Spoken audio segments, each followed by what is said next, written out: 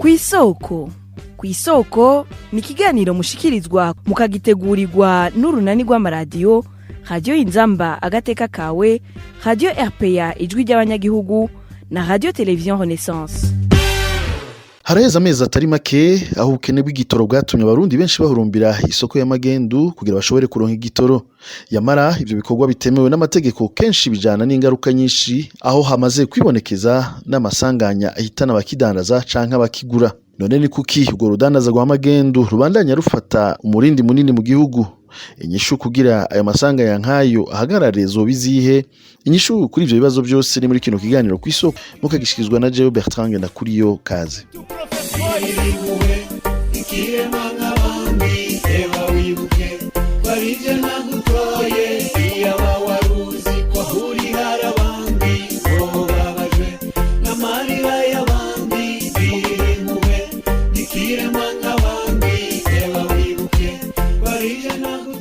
Igitoro mu gihugu c'u Burundi cabaye umuzi wibuye ku buryo ababishoboye bakirondera mu buryo bwose bushobotse, uramutse akironse iyo kitamukijije kiramuhitana. Abadandaza ico gitoro c'amagendu hari abamaze gupfa, bamwe bahiriye mu miduga iba igipakiye, abandi bariko baja kukidandaza, bitanguye gutera impungenge abatari bake.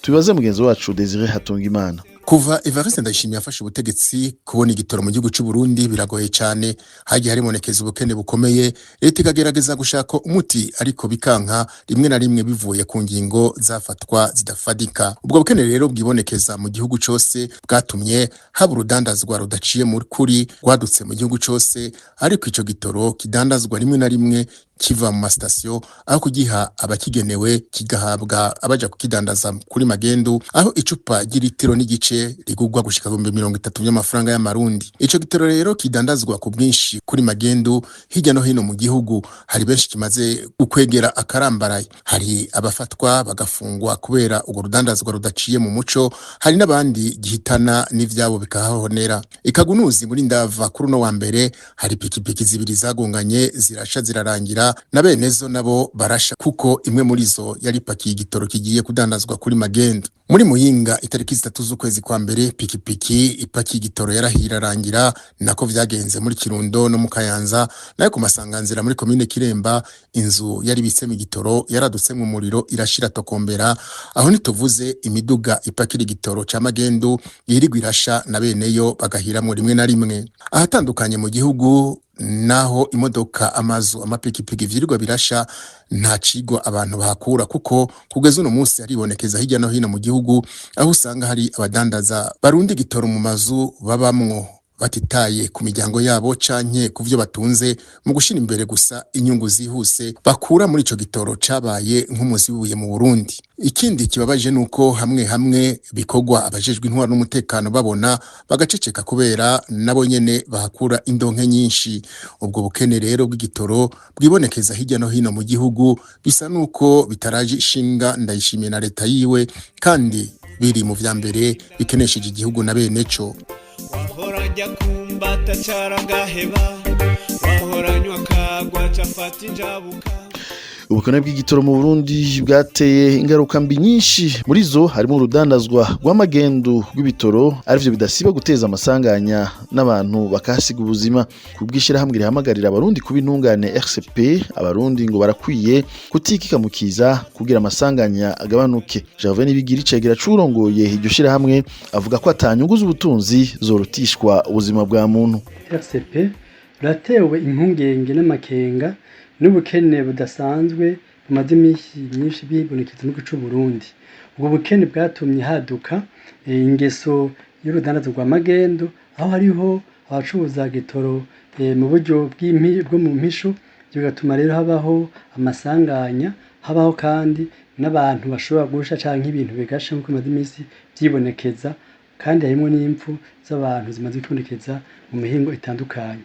RCP rero iributsa ko kubika ibitoro mu mazu canke kubitwara mu buryo butemewe mu modoka canke ku mamoto atari ibintu byiza gose bishobora gutera ingaruka mbi, bishobora gutera amasanganya, kandi bituma abantu baja mu buzima butari bwiza, aho bashobora kuboneka abantu bashobora gupfa canke bagaturirwa n'ibyo bashobora gutwaramo ibyo bitoro.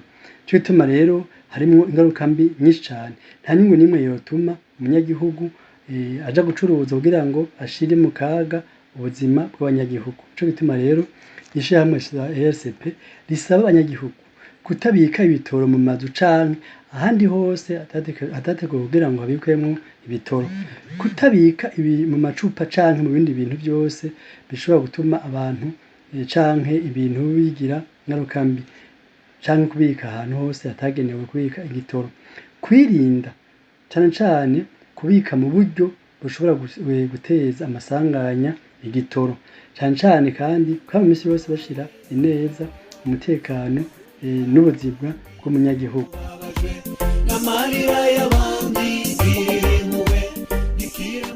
Iryo shirahamwe rikaba rinegura ko leta ishira inguvu mu guhana abanyagihugu bafatirwa muri ivyo vyaha, ariko birengagije ko mu gihe igitoro coboneka izo ngeso zitosubira kwibonekeza. Gervais Nibigira abona ko mu gihe igitoro coboneka woba ubaye umuti w'ico kibazo kandi urama. Ariko rero shirahamwe RCP yabona yuko leta ishira inguvu cane cane mu guhana abo bariko barakora ivyo, aho kurondera mu mizi igituma abo bantu bagira ubwo budandazwa butemewe n'amategeko. Nico gituma rero RCP isaba leta y'u Burundi gufata ingingo zihutirwa zotuma ibitoro biboneka ku masoko yose yemewe ahantu hose hasanzwe hacururizwa igitoro, gutohoza no gukuraho imvo zose zituma habura igitoro mu gihugu c'u Burundi. Turazi yuko ni ikibazo kimaze imyaka hafi 5 kibonekeza.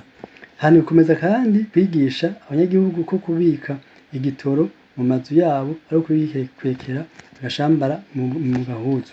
Cyo gituma rero hobandana handi hakurikizwa amategeko ataguhengamira ku muntu n'umwe, ku buryo umuntu wese afashwe muri ubwo buryo ahanwa hisunzwe amategeko atavyo kuraba ngo ni naka canke n'uyundi, kugira ngo ingaruka mbi zive ku banyagihugu gusa ariko zibe ku bantu bose bashobora kuba bariko bateza umutekano muke mu gihugu. Rero ishirahamwe RCP risoza risaba yuko ryibutsa yuko leta ari ubwa mbere ifise gufata ubuzima bw'abanyagihugu mu ntoke, byose nivyo kubera ikoresha uburyo abanyagihugu.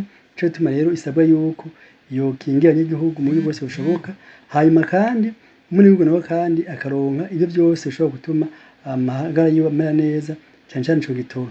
Gutorera umuti rero urama ikibazo c'ibitoro nibwo buryo bwiza bwo gukingira ubuzima bw'abanyagihugu muri kino gihe tubona yuko amasanganya menshi aterwa n'igitoro mu ntara zitandukanye.